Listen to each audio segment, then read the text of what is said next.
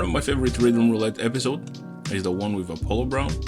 He made the beat on Windows XP with Cool Edit. He has some great beat tapes here on YouTube, but this got me thinking to challenge myself to kind of do something similar.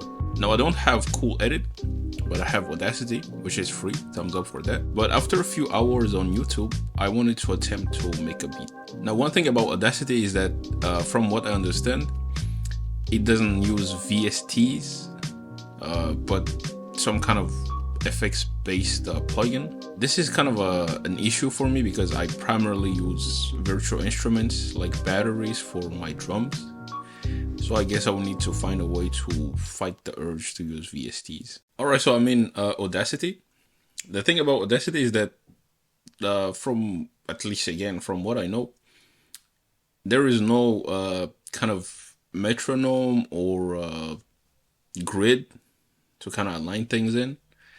So one thing I found is that there is this option called rhythm track. This is mainly to generate a tempo and also like a metronome.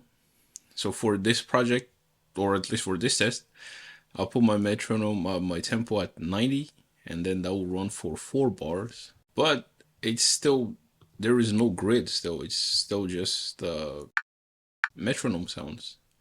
So in order to get a grid, again, I'll go to analyze and then beat finder, and this will give me a grid where I can align things into. I don't know what this threshold is. I just kept it somewhere, arbitrary numbers. So now I have my metronome, and then I have my grids. So now that I have these, I am ready to start. So I have imported a little sample. I don't know what the tempo of this sample is, but so from what I understood, so for example, I will take this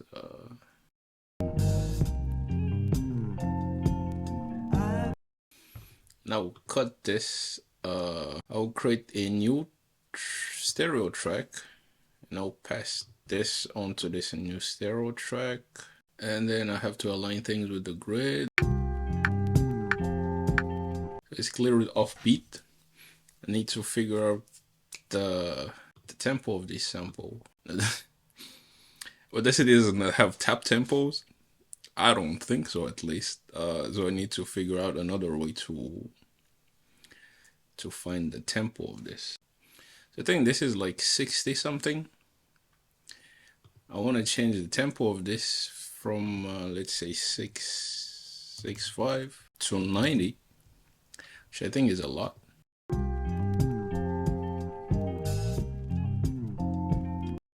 Let's see if it fits.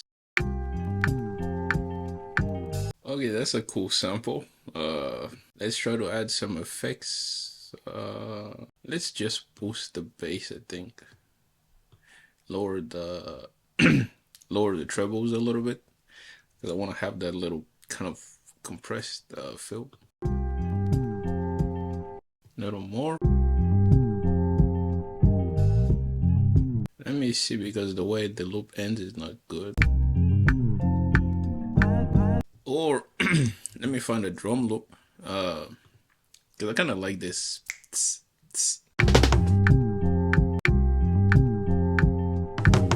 Okay, I'm trying to fill up the drums as much as I can. And now I want to create a new track, stereo track, where I can add this vocal.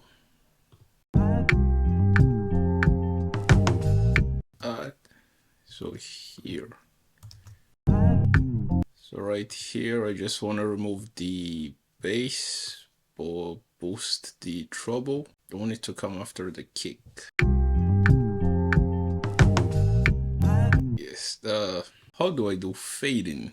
Okay, adjust fade. I think that's good. I'm doing a lot of panning, not a lot of effects, kind of forced me to do panning.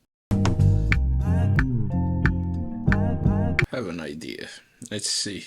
I'm gonna do this on like the 4th floor type of kick.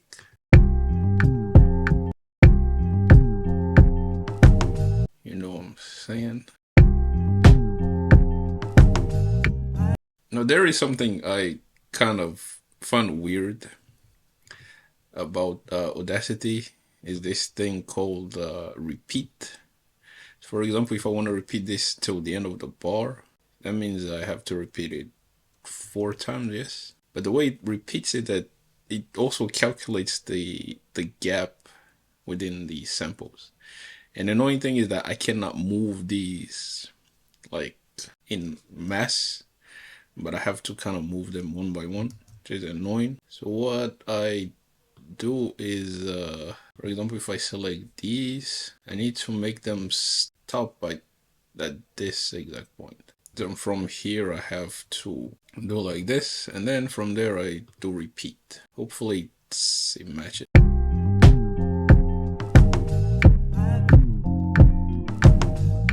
See, now it's a little bit off. Now, it does create a pretty cool, I guess, offbeat vibe, but doing this one by one is, maybe someone knows a better way, but I don't, so let me know. And I want the snare to hit every now and then, so something like...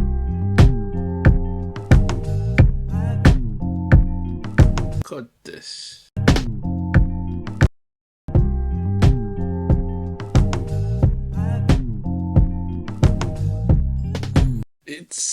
It's alright, a little different.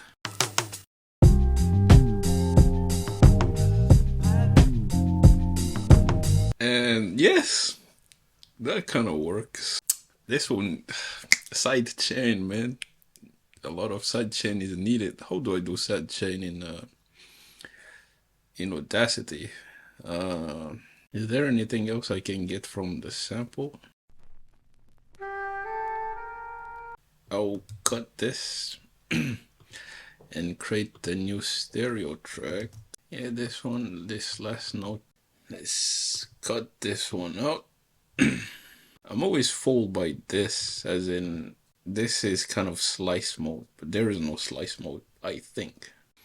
Yes, I'm not mad at this.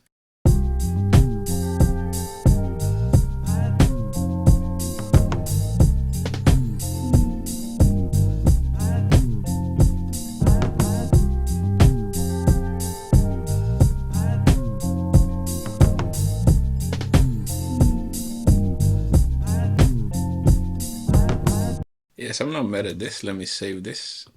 Maybe I can use this later. So I have been playing around with Audacity a little bit. There are some tracks that but there are some that I find pretty nice. I'll just go over them in a second. But to kind of sum up this, this was a great, I guess, practice on chopping sample skills. One thing I really appreciated was the kind of practicing chopping samples with finding without finding the BPM necessarily, and also kind of the free chopping. You know, sometimes when I'm in Logic, I kind of have to have things kind of robotic, but in here I just kind of select a part and then move and copy and pasting things everywhere. So yes, this kind of forced me to go around the limitations that it has. Am I going to switch to Audacity? Very unlikely, but this is something that I kind of have to go back to every now and then to find kind of my way around it, and also to practice with beat blocks.